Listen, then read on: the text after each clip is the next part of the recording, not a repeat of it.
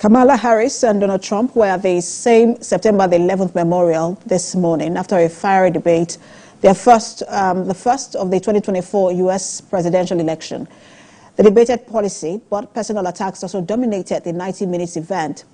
Ms. Harris said people leave Trump rallies early out of exhaustion and boredom. He said people don't go to hers in the first place. Mr. Trump criticized Harris's record on immigration and the border and also her shifting policy positions, while Harris blamed him for Trump abortion bans and the January the 6th attacks on the U.S. Capitol. Now, let's expand this further. Global Affairs analyst Bola Adediran joins me now on the news to discuss the commemoration of September the 11th. Good to have you join us. Thank you for having me, Precious. This has become an annual event in the U.S. to commemorate the September the 11th attack and then remember those who died in the process. But this is not just the U.S. commemorating, the world is also commemorating. How did that particular event change the world? Oh, it has had a significant impact on the world at large, not only in the U.S. It's obviously changed the nature of U.S. politics and the sort of debates that you find in the U.S. But globally, it has had significant consequences. And I can think of 4 or 5 examples of how it has. In the first place, for instance, I think that 9/11 sort of morphed into this global war on terror from the U.S. invasion of Afghanistan in October 2001 to the invasion of Iraq. We are also seeing other countries sort of galvanize themselves into combating Islamic terrorism.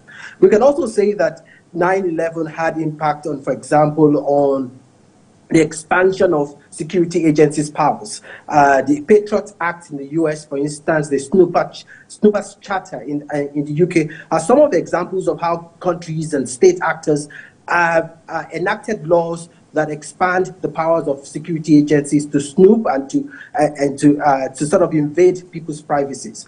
And then we can also talk about, for instance, the policing of brown and black bodies at international borders. 9/11 is one of the consequences of that. 9/11 has resulted in the fact that certain individuals, certain people who are from a certain demographic are particularly singled out at international borders, and their presence and their identity is securitized. And finally, I can think that 9/11 in some ways has also changed global dynamics. If you think of the Gaza war since October 7, 2023, the prosecution of that war is in somewhat a response to some of the events of 9/11. In fact, the Israelis and the Jews... Can I quickly just...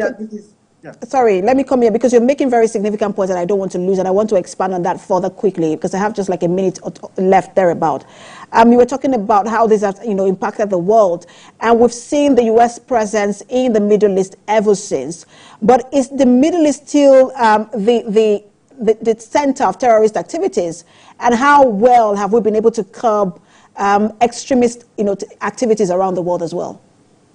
I mean, yes, the Middle East is still very hot. I wouldn't say it's particularly the center of terrorist activities. There are obviously very many terrorist actors operating within the Middle East. Not only the Hezbollahs of this world, the Hamas or the Houthi rebels, but across, even in North Africa, in parts of West Africa, we're seeing terrorist organizations really come to the fore and challenge state actors. But yes, 9/11 impacted the Middle East in significant ways. It changed the dynamics in Iraq, for instance. The emergence of ISIS and ISIL and other terrorist groups is a result of some of the actions of the U.S. and the way that they prosecuted the war on terror post 9/11. So yes, definitely the Middle East landscape has changed as a result of that.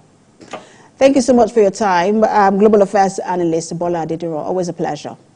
Thank you for having me.